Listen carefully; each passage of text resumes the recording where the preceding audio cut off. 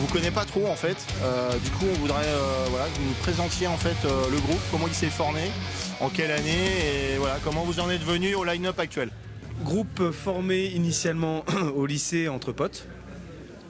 On s'appelait Herpès à l'époque parce qu'on faisait un peu plus du grind. Puis on a commencé à faire du death metal très inspiré d'Autopsy. Puis on a fait deux démos à l'époque qui sont trouvables encore. Puis en 2015 on a pris un petit virage en voulant un peu plus prendre un nouveau virage, un nouveau départ, donc changer de nom de groupe un peu plus adapté à du death metal. Arrivée de Flo dans le groupe au même moment et puis voilà, depuis on n'a pas bougé de line-up. En gros voilà le résumé.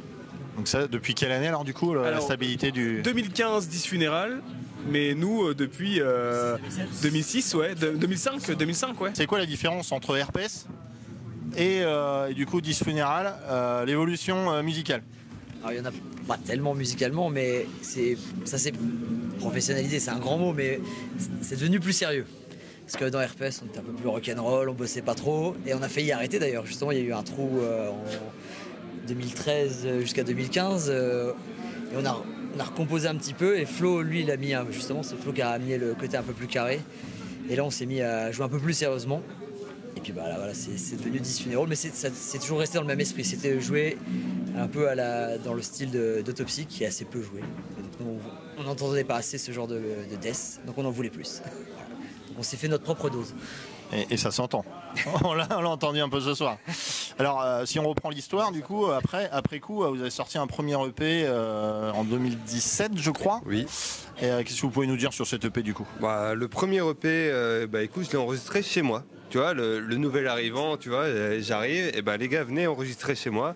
On est arrivé chez moi et on a composé ce nouvel EP. On a un peu épuré le line-up. Ah oui, c'est moi qui l'ai mixé. Oui, c'est vrai, c'est moi qui ai tout fait. J'ai mixé, j'ai enregistré, mixé, masterisé cet EP. Et on l'a sorti un peu do it yourself à la punk, quoi, tu vois. On avait envie de le sortir, de montrer les nouveaux morceaux et de le sortir de nous-mêmes. Et on l'a balancé comme ça en 2017. Et sur ce que j'ai lu, vous avez eu de très bons retours. À Donf. Et c'est grâce à ça qu'on a chopé le label américain avec lequel on est aujourd'hui, Redefining Darkness, qui est en fait Thomas, le gérant de Redefining, est un grand fan du premier EP. Et il est venu nous démarcher en fait. Et on a eu pas mal de demandes en fait quand on allait sortir le prochain. On a eu pas mal de demandes et Thomas a insisté. Il était vraiment très fan. Et on a dit écoute vas-y ok. Après Redefining on voyait bien qu'il avait un site etc. Il était bien référencé et allez let's go. On est parti avec Thomas pour sortir l'album Blood Red Tentacle qui est sorti en 2022. Alors 5 ans plus tard, comment vous expliquez effectivement ce laps de temps? Alors peut-être qu'il y a eu le Covid certainement, mais voilà 5 ans c'est long. Comment se fait-il que vous avez mis autant de temps par exemple à sortir ce premier album? Alors on pourrait penser qu'on est des gros feignants. Mais alors j'ai pas dit ça, je me permettrai pas. Non mais il y a eu pas mal de changements dans nos vies personnelles respectives. Il y a eu des enfants qui sont arrivés, il y a eu des achats, des travaux. Voilà, la musique c'était plus forcément une des priorités premières. Et c'est ma deuxième partie. Et on a pris le temps vraiment de bien travailler les compos pour j'allais dire, pas pour atteindre la perfection, mais pour, voilà, comme on est perfectionniste plutôt, pour essayer de sortir quelque chose, quelque chose d'évolué, de travailler, de structurer. C'est pour ça que ça a pris un peu plus de temps. Et ça s'entend vraiment parce que moi j'ai écouté l'album, je vous ai découvert il n'y a pas très longtemps en fait, mais voilà j'ai creusé parce que je savais que je faisais le Muscadès et donc j'ai écouté l'album. Je viens de l'acheter d'ailleurs parce que sur le Bandcamp il est à 5,99 €, mais on a des frais de livraison de 19 € je crois, un truc comme ça. Ouais. Donc ouais je pense c'est pour ça, c'est pour ça. Du coup j'ai dit bon je vais attendre le Muscadès, donc je l'ai acheté mais je l'avais bien écouté. Et franchement félicitations parce que moi il m'a vraiment bien plu et pourtant je suis pas un fan de métal extrême initialement, même si voilà j'aime bien découvrir plein de groupes. on ne l'est pas forcément non plus. Et c'est pour ça que, voilà, que ça dénote un petit peu, qu'on se démarque un petit peu d'une manière différente. Ouais, alors c'est ça que je voulais vous demander, hein. Question assez basique, mais voilà, on a parlé d'Autopsy tout à l'heure, on sent qu'il y a voilà, du death old school dans tout ça, mais quelles sont vos réelles influences? Allez, Renaud va nous dire ça. Elle influence pour Disfuneral. Oui. Mais, ouais, mais... Donc il y a forcément Autopsy, Entombed, Dismember et Murder Squad. Death Breath, en fait c'est Dismember et Entombed en fait qui font du Autopsy. Donc voilà, le serpent se mord la queue. Mais ça c'est vraiment nos réelles influences. Pour le premier album. Voilà. Après nous on écoute vraiment de tout. Donc c'est pour ça peut-être qu'on a un côté plus apprécié parce que c'est moins extrême. Alors ouais, c'est moins extrême. Je dirais qu'il y a quand même pas mal de mélodies. Oui. Et aussi beaucoup d'ambiance un peu sombre. Autopsy.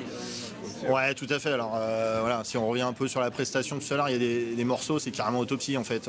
Vous avez des morceaux presque super rapides, un peu punk, un peu crade aussi. Et puis des moments aussi un peu plus lancinants, un peu plus doom. Voilà, exactement.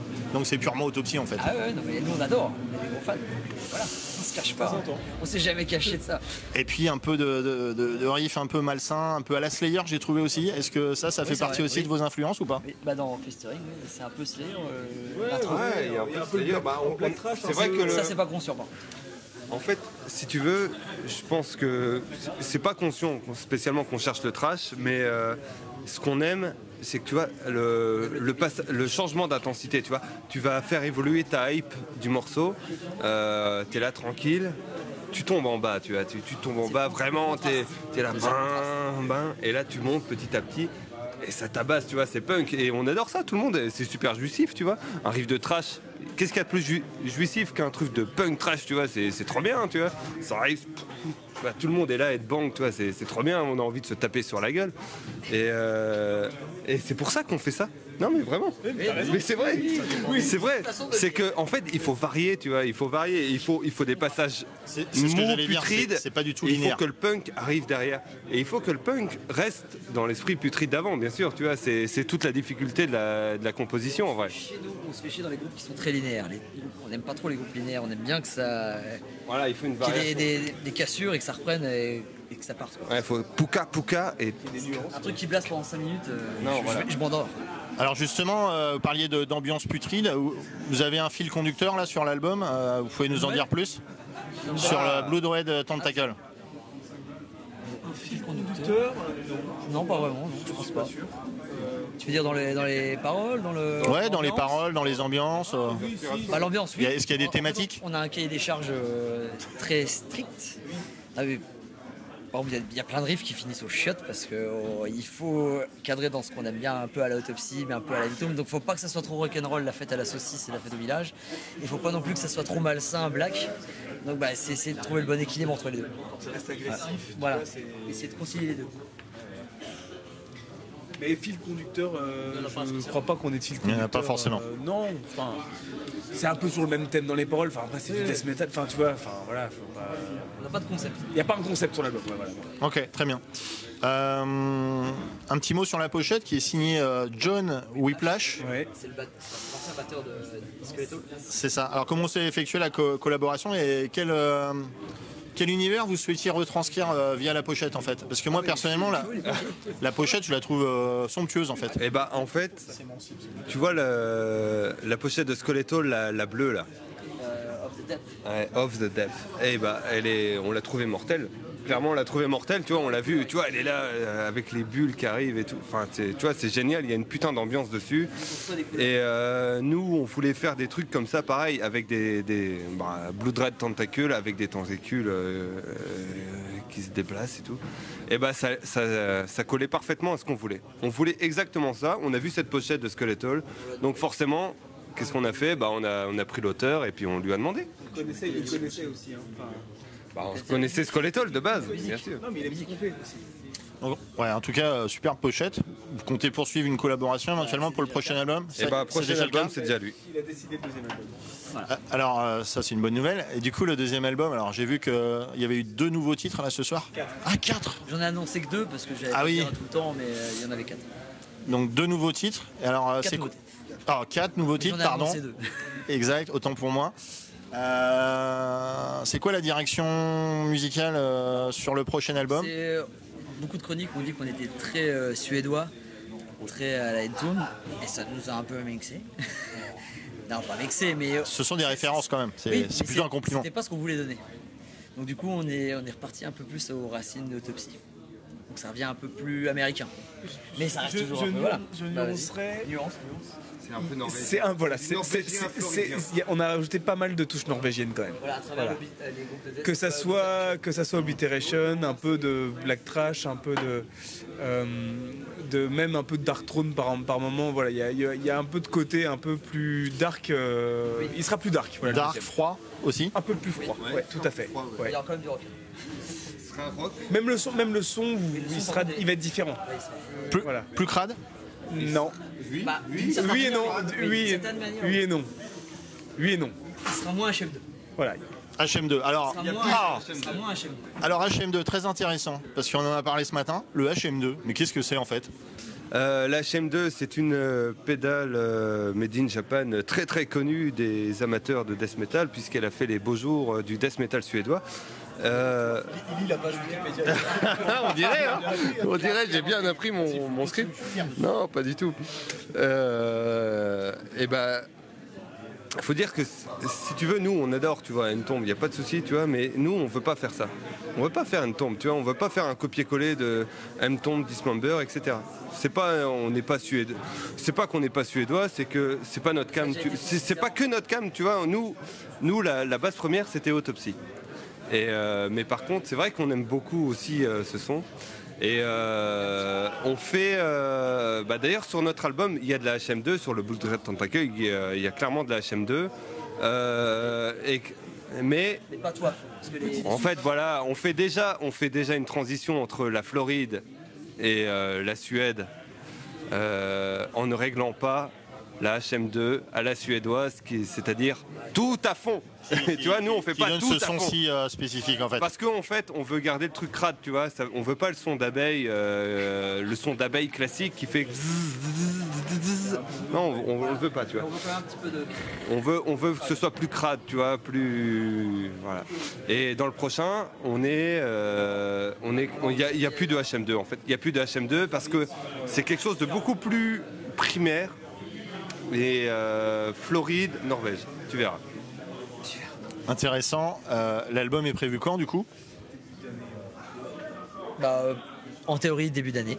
Mais on n'a pas encore de date fixée par le label, donc on attend. Et dès qu'ils nous disent. Mais tout est prêt. Il est prêt? Il est prêt et il faut juste le presser. On est pressé d'entendre ça. Il est toujours aussi court ou pas par rapport à Blood Red Tentacle? Tu trouves qu'il est court? Ah bah il sera court alors. Un peu plus long. Un peu plus de 32 minutes? 35. 5. Ouais, mais tu gagnes, voilà. C'est une durée parfaite ça pour un album de death. Et bah voilà. Si tu veux, les albums de death qui durent trop longtemps, c'est chiant. Et souvent, au final, t'as 2-3 chansons dedans que t'écoutes jamais, ou que tu passes, ou que même dans des super albums de death, ceux qui durent 13-14 chansons, souvent il y en a que tu passes ou que t'écoutes pas. Nous c'est vrai qu'on est assez concis là-dessus, quoi. Non mais c'est vrai. Des tubes. C'est pas que des tubes, mais c'est concis. Puis c'est quand même 35 minutes, quoi. Mais ouais, on aime. 35 minutes, c'est le bon temps. Voilà. Tu finis l'album, t'as limite envie de le relancer, tu vois, à 35 minutes. Un album de 45 minutes, tu le finis, tu te le relanceras pas avant un peu plus de temps, quoi. Voilà. Mais c'est volontaire, voilà, c'est une volonté de notre part, de pas faire quelque chose de trop long, quoi. Ok, très bien. On parlait de death old school. C'est quoi vos récentes découvertes en fait et coup de cœur de ces dernières semaines? Est-ce que vous avez des groupes que vous avez découverts? Vous avez peut-être aussi des groupes que vous avez découverts pendant le Muscadet, je sais pas. Non, bah moi c'est Molder. C'est un groupe américain entre Autopsy et comment il s'appelle, les Floridiens aussi. J'y arrive plus. Comment il s'appelle? Autopsy. John Tardy, non. Tardy c'est Obituary. Pardon, je vais y arriver. Ok. Voilà, et c'est un groupe entre les deux et qui est fou. À mon avis, c'est un des groupes prometteurs qui va percer à Donf récemment. Jeune groupe. Ouais, Molder, ouais. Et j'aime bien Fils Digger aussi, c'est un groupe norvégien qui joue entre Autopsy et Obliteration, donc des trucs un peu alambiqués. Et aussi dernièrement, j'aime bien Cryptic Blood. Cryptic Blood. C'est des Allemands. Et Repuked, qui est un groupe qu'on suivait quand on était dans Herpes. Des Hollandais, non? Non, c'est des Suédois. Ah, suédois. Et ils font c'est presque des cousins. Ils mélangent, voilà, c'est Autopsy, un peu suédois, Repuked, écoutez ça. Côté, ouais, un peu plus punk. Ouais, c'est plus punk grind.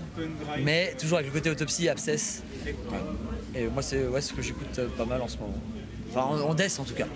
Ok, très bien. D'autres découvertes? En death, alors. Il y a le dernier album de Skeletal quand même qui est pas mal du tout, voire même très très bon. Quand même. Et le dernier album de Necrovretch aussi qui envoie du fat quoi. Ouais. Ouais, le dernier album il est assez ouf. C'est plus du black maintenant mais très intéressant quoi. Qui sont passés au Muscadès l'année dernière. Ouais. C'est vrai qu'ils sont Necrovretch, ils sont encore catégorisés death, mais c'est plus un peu black en vrai. Hein. On va pas se mentir, tu vois. Notamment au niveau du chant aussi. Oui. Même l'ambiance est clairement black, tu vois. Mais bon. On fait pas une chronique d'album. Et alors vous venez de la scène Lorraine, hein, Nancy, si je ne me trompe pas. Ça tombe bien parce que ce soir on a Mortuary qui sont aussi et Voriz. Et donc ce sont des Lorrains, vous connaissez entre vous déjà? Oui. Vous avez déjà fait quelques Mortuary, dates? on a déjà joué avec eux.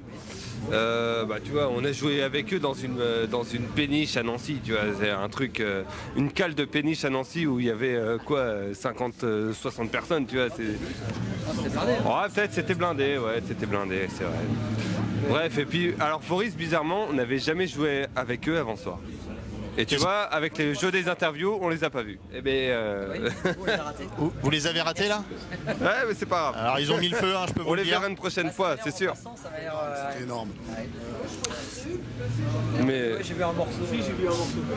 ça avait l'air de bien marcher. Ouais. Et alors du coup, entre Mortuary qui est quand même plutôt old school et qui est existant depuis pas mal d'années, hein, quelques décennies, et vous qui est émergé, du coup, comment vous avez réussi un peu à trouver le lien entre vous par exemple et Mortuary, groupe plus ancien? Je sais pas.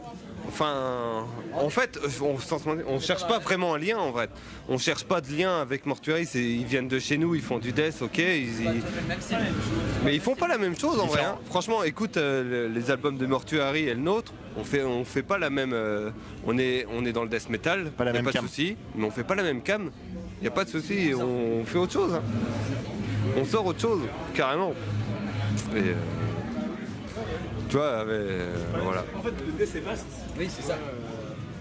Puis nous, quand t'aimes vraiment le death. Dans le death, t'as le death suédois, death autopsie, death californien, death norvégien, enfin t'en as pour tous les goûts et puis en effet, Mortuary, On voit des sous-styles que les autres. même Voris font pas tout à fait le même death que nous non plus. Ils sont un peu plus quand même proches de nous, un peu plus proches de nous, mais voilà, ils sont plus sur le côté américain, voilà. Et nous, c'est vraiment, voilà, donc pas forcément de liant entre nous, mais tout est bon quoi. Enfin voilà, hein, Tout est bon. c'est ça. T'es bon dans le death metal. C'est bon dans le death metal, tout à fait. Dernière question, on a parlé du nouvel album, du coup j'imagine qu'il y aura une tournée derrière. Alors une tournée, volontiers, hein, on est prêt, on est ouvert à toute proposition. Après une tournée, c'est compliqué à organiser, il faut déjà qu'on nous fasse des propositions. Et après, entre nous, qu'on s'arrange aussi avec nos agendas respectifs parce que forcément le groupe c'est pas la priorité de chacun, voilà, chacun bosse à sa famille, ses enfants, etc. Mais en tout cas, ouais, une petite tournée sur 10-15 jours, même 10 dates d'affilée, un petit tour de France ou peut-être en Europe. Ou Europe proche, ouais, si, on est prêt à ça, ouais, bien sûr. Et du coup là on parle de tournée là, donc aujourd'hui c'était le Muscadès. Comment justement vous avez été démarché par l'organisation du Muscadès? Est-ce que c'est via vos agents? Non, alors Muscadès on les avait contactés déjà il y a 2 ans ou 2-3 ans, voilà, on nous avait répondu que les affiches étaient déjà programmées, donc ça serait pas possible pour cette fois-ci. En début d'année on a joué à Poitiers. Et là on a rencontré je sais pas si c'était les organisateurs, les potes des organisateurs du Muscadès, voilà, et du coup ils ont évoqué notre nom aux organisateurs et ils nous ont contactés pour venir cette édition et voilà, et on a accepté bien sûr avec grand plaisir et on n'est pas déçus parce que c'est top. En tout cas, ça a été une super prestation. Merci. Moi, j'étais au premier plan et je me suis régalé. Merci, c'est gentil. Et franchement, continuez comme ça. Enfin voilà, moi, voilà, comme je vous l'ai dit, je suis pas fan de métal extrême, mais voilà, vous avez apporté quelque chose, je trouve. Alors, Autopsy, j'ai découvert aussi il y a un an et demi. Ah oui, tu es un genou. Je suis un genou dans le domaine. Ouais, moi, à la base, c'était. Il y a plein de choses à découvrir. Moi, j'étais power metal, speed metal, vous voyez, trash, bien sûr, très trash, moi. Tu vois, ce qui est marrant, c'est que Autopsy, autant généralement on dit les vieux groupes, écoute les deux premiers, tu vois. On dit tout le temps ça. C'est quels les deux meilleurs albums? C'est les deux premiers. On dit toujours ça. Et ben Autopsy, tu verras, le dernier, il est très old school. Bizarrement, il est incroyablement old school par rapport à tout ce qu'ils ont fait. Alors, je dis pas que c'est le meilleur. Je dis pas que c'est le meilleur, mais il est très old school et il est très bon et il représente très bien la vibe qu'avait Autopsy fin 80, début 90. Il est incroyable. Ben, moi, j'ai écouté, effectivement, il est plutôt pas mal. Ouais. Et récemment, j'ai écouté le premier Dismember aussi. Alors là, pour le coup, le premier Dismember, c'est une tuerie. Mais oui. Oui, c'est clair. Je m'émancipe encore à mon âge. Ouais, bah oui, fais-toi plaisir. Je t'ai envie. Et c'est ça qui est incroyable. Tu vois, regarde, on joue un style de vieux en vrai. Et bah tu vois, encore. Bah non, mais c'est vrai.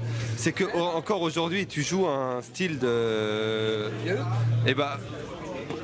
Le lundi, t'écoutes un album qui est sorti en 87 et le lendemain, t'écoutes un truc de 2020 et c'est pas démodé en vrai. Tu vois, c'est ça la puissance du métal, c'est que ça se renouvelle, ça reste là, tu vois. C'est sûr, les productions ont changé, Oui. mais le métal reste le métal, tu vois. Et le death metal reste le death metal. Et il évolue juste, tu vois, tranquillement. Amen. Amen. Et ben, ça sera le mot de la fin. Merci beaucoup, Dis Funéral, et à très vite. À bientôt.